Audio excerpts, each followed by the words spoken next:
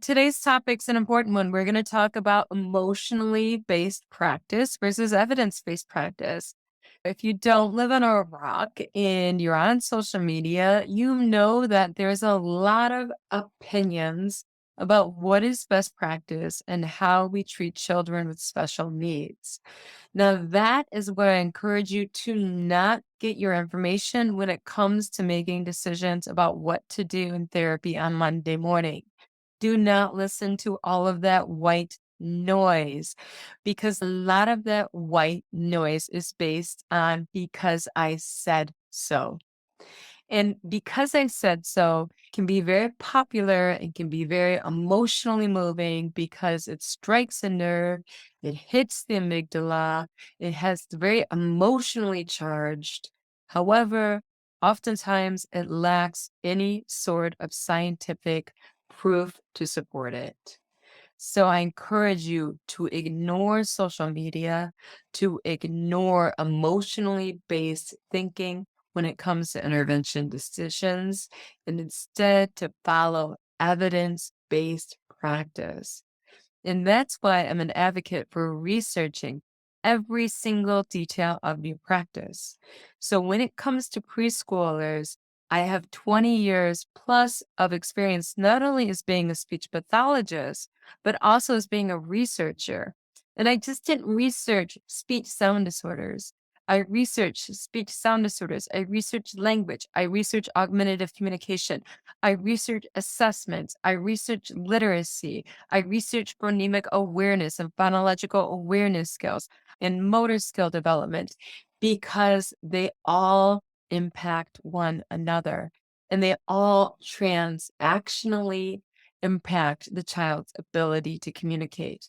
So you can't simply niche down and understand area of development because it's going to have such a great impact on the other areas of development.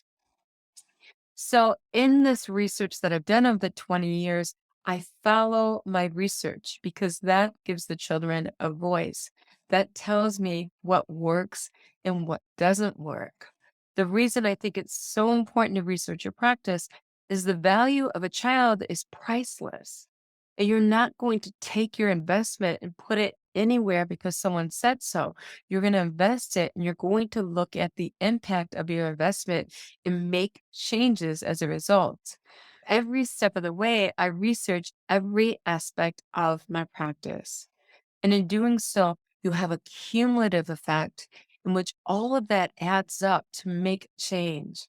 It's like weight loss. It's one thing to do one thing correctly. It's another thing to do everything correctly. And when you're doing everything correctly, when you have the diet, when you have the sleep, when you have the exercise, when you have the supplements, when everything is going correctly, you're going to produce change. It's the same way in intervention with children with special needs. You want to research every area and every detail because when all of the details are correct, you create great change. So, what I'm going to share with you today is different areas that I've researched in my practice that go against the grain. And as a result of going against the grain, a lot of people don't like that. 25% of the population is known as change resistance. They don't like change. So, when you're doing something different, it doesn't matter if it's effective or not, you're going to have people going against that. So I'm going to share with you some of the changes I've made that are evidence based practice and the emotional based practice criticism that I have going against it. So, first of all, we're going to talk about speech sound disorders. Now, if you know me, you know that I'm a great advocate of complex treatment targets. I'm like, start at the three element cluster, empty out your toolbox, use every cue available to you, and that will give you the greatest change. Now, I say that, and not only do I say that, I say across diverse populations of children. Now, of course, there's emotional based practice criticism of that. And that criticism has been this: every child is different. Every child benefits from a different approach. How could you say that all children benefit from complex treatment targets? That is not providing differential instruction. However, I'm saying that because over the last 10 years, I have researched diverse populations of children with childhood apraxia of speech, with dysarthrias, with autism spectrum disorder, with Down syndrome, with cognitive impairments, with phonological processes, with mild to severe articulation impairments, and across the board, in replicated research year after year, one thing remained constant. The more complex the treatment target, the greater the gains. Now, I encourage you to research your own practice, but I don't just make this comment flippantly.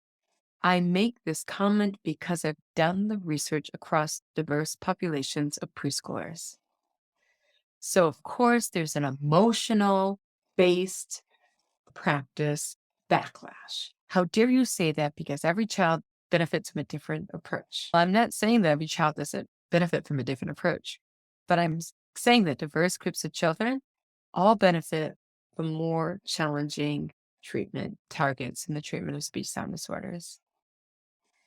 So let's go on to another speech sound disorder, emotional based practice criticism of something that simply is evidence based. Another thing I do is I have a complex treatment paragraph, and I use that complex treatment paragraph with novel verbs inside, such as scrape and spray. And I get a lot of criticism from that. And the criticism goes something like this: how could you have children use vocabulary that is so non functional and say the same paragraph over and over again? That's not how we talk. And that's exactly why I have the children use this non functional paragraph. That's not how we talk. And that's exactly why I have these verbs that are very novel. It's because I don't have previously aired history to fight with in motor planning, programming, and execution. So I don't have a history of interference with building accurate motor plans. I want a blank slate. I want to say verbs that the child does not say every day in an incorrect manner. So I've had children I've dismissed from therapy that have their R's down, but they're still calling Rufus their dog Woofus. And that's because they've called him Woofus for 10 years. That's interference. I can't change that motor plan, program, execution. That's been said that way a million times before in a meaningful manner. I need a blank slate to work with. What am I basing this on is Patricia McCabe's work with her approach, REST, for childhood apraxia of speech. If you haven't heard of it, it's highly effective. And what she uses is nonsense words. And why does she use nonsense words? Because she doesn't have the interference of past prior learning that's of eared motor patterns. Because just as practice makes perfect, practice makes imperfect. So the number 2 evidence-based practice I follow is I want to use a communication target that is not common in their vocabulary, that is novel. And they have a blank slate, and I can make greater gains that way. What Patricia McCabe's work has shown is that it generalizes to real words. And what I do is I do the same paragraph, and that generalizes to other words and phrases in building an accurate motor plan consistently. That's also complex. And we have a waterfall effect. So the third area, we're going to step into language. The third emotionally based practice issue that I've had is I've had criticism for my language being too complex. They say if the child's speaking at a one-word level, you were to add two words and turn it into a 2 or 3-word phrase. Add 1 or 2 words to that single word utterance. And what do I advocate? Add a clause to that single word utterance. Turn those simple phrases and sentences into complex sentences. Because what the research shows is that complex sentences and clauses is where you're going to get the great gains. And when it comes to language, more is more. The longer, the more complex the utterance is, the greater diversity of verbs and nouns that you're using, the greater the outcomes, and not just with children with speech and language impairments, but also with children with autism. So don't be a gatekeeper and think, I gotta keep it really simple for you. Give them the good stuff, give them the top shelf. Give them the narrative language, give them the complex sentences, give them those temporal terms first and next and then and lastly that promote executive function development, and do it in a multimodal manner. Have the visual reference there, have the pictures there, and use your body. But yes, more is more is what I say to these emotionally based practice people that say you are too complex. You're only allowed to add a word or two to what the child is saying. I would say the research indicates that adding a clause to what the child's saying is the way to go, not a word or two. So let's look at the fourth area. We have 6 total. The fourth area I'm going to look at is augmentative and alternative communication. Now, I talked about before, when it comes to motor planning, practice makes perfect and practice also makes imperfect. So, when you're working on motor movement planning, programming, execution, you want to work at the child's challenge point, which means the child is at with 80% accuracy able to perform the motor movement accurately. So, when it comes to augmentative and alternative communication, I like to work within the child's zone of proximal development, in which the child is able to visually scan the information and manipulate it, whatever manner they use, if it's eye gaze, if it's their fingers, if it's their hands. So, what I do is I like to use a program such as Lamp for Life, and I'll hide symbols and make them not visible using Vocab Builder when the child is learning new vocabulary. Then I immediately put the symbols back for generalization. So, for instance, the beginning stages, I may hide the line of helping verbs on the LAMP program when the child is learning the basic core vocabulary. Then I immediately switch that program back on and show them the total 84 core words, and they get to practice their newly learned motor planning within generalization almost instantaneously. What I'm looking for is that we have an 80% minimal accuracy level so that I'm ensuring that accurate motor planning programs are being learned. This is evidence-based. This is evidence-based practice with lots and lots of systematic studies that show that this 80% rule is a golden one. And when you dip below it, you really risk habituation of errored motor planning as well as frustration. And when you're going above 80%, you're not challenging the child enough. So sometimes you get people's opinions and they will say, why would you take a child's words away? You wouldn't do that to a neurotypical child. And they make it an emotional based practice. And they say, we should start every child with 108 symbols on a communication core board because we presume competence. And it sounds so good. And I do presume potential. I believe the sky's the limit for every child that I work with. But I'm not going to go to someone that's never met my child that has an opinion. And because they say so, that's where I'm going to start. If this person has research, But she said, I compared 108 to 64 symbols with 3-year-olds, and we found that the 108, you get better than the 64. I'm going to drink that Kool-Aid. I'm going to start at 108. But that's not where we are. This is not evidence-based practice. This is emotional-based practice. Where I'm going to start is where the child tells me to start and where that child's challenge point is. And I'm going to always take it up a level because it's a dance. It's a moment-to-moment interaction. And I'm always going to challenge that child to that 80% level. And we're going to grow that vocabulary over time. But I am going to meet the child where they are and challenge them at all times. And it's dynamic. It's not prescriptive. It's not from someone from the county. It's not from some expert guru. It's from the child. The child will tell you where to start and when to challenge them and when to take it up a level and when you might have to take it down a level. So let's look at the next piece of emotional-based practice versus evidence-based practice. We're going to talk about literacy. So I received a lot of criticism because I work on elements of the story, the narrative with 3-year-olds.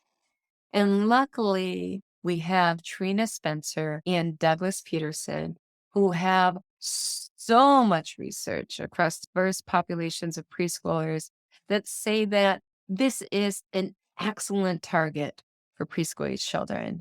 And not just for preschool age children, for children with cognitive impairment, for children with autism spectrum disorder, for English language learners, for children from culturally and economically diverse populations. Give them the good stuff. Give them the elements of the story. And what Trina Spencer and Douglas Peterson have shown across diverse populations is that you're going to improve language comprehension, you're going to improve language expression, you're going to improve narrative skills. Even handwriting can be improved by making these skills automatic of narration at the elementary level. So why is this such an important skill to work on with preschoolers? Because what we know is our preschoolers, when they go into elementary age, if they have communication impairments, they're more likely to have social and academic challenges ahead. And if we want to give them resilience, we're going to take that backpack and fill it with the ability to tell a story, to tell when they are having these challenges, what these challenges are and why, to be able to clearly communicate that to others. So the ability to tell a story is perhaps the single most important communication skill that we could give a child with communication impairments. So this is a skill of pivotal importance. And yes, traditionally, before Trina Spencer came along and Douglas Peterson and their research, this was a skill that was covered in mid-elementary age curriculum, elements of the story. But they show great value in empowering preschoolers with this skill using a multimodal approach. So let's look at the next area, movement. So I've been criticized for emotional-based practice that you should not be improving motor skills in your speech language therapy. That is unethical. You are a speech language pathologist. You are to work on the mouth, the brain, and that's where communication happens. And I could not disagree more. So first of all, the type of intervention that I use is the most effective intervention found in the realm of physical therapy and occupational therapy to improve motor skills. Yes. And the neat thing about it is the research indicates that you don't need to be a physical therapist or an occupational therapist to do this type of intervention, which is called task-oriented movement activities. So if you do these type of movement activities, if you're a yoga teacher, if you're an early childhood teacher, if you're a speech pathologist, if you're a parent, you are going to make great gains in motor skill development. And you're never touching the child. So it's never unethical to develop educationally rich activities that treat the whole child. And that is because, particularly at the preschool level, Preschoolers communicate with each other not through words, but through actions. They don't ask their peers, "Can I play with you?" They imitate their peers' complex motor activities. That's how they join each other in play. 80% of communication is non-verbal. So when we are treating the whole child at the preschool level and we're using those task-oriented movement activities, the real magic happens in the narrative.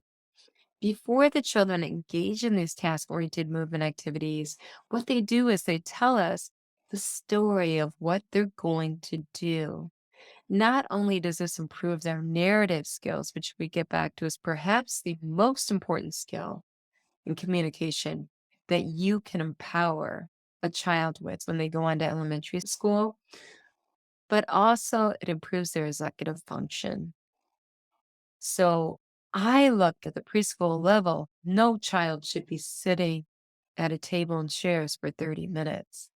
That's not what preschoolers are meant to do. They're meant to play. They're meant to learn through experience.